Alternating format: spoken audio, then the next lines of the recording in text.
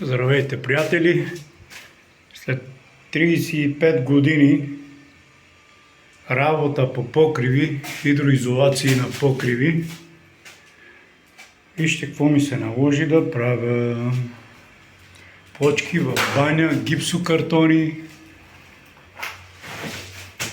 И това е от неволята и от недостига на майстори. И не знам дали се е получило добре. Просто може вие да си кажете мнението. Дали е добре, дали не е.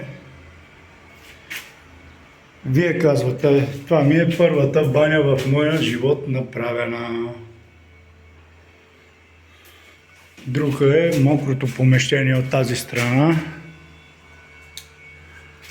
Ето го.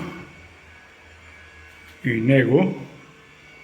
Той е с почките долу, оттатък има картон, защото таваните не са шпакловани. А дали се е получило добре, пак очаквам вашето мнение. Може и да се е получило.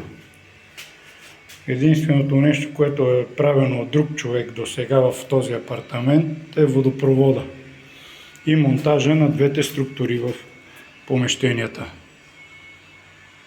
Тоалетната чиния, сифони, линейни, всичко съм монтирал аз. До другия път ще ви покажа.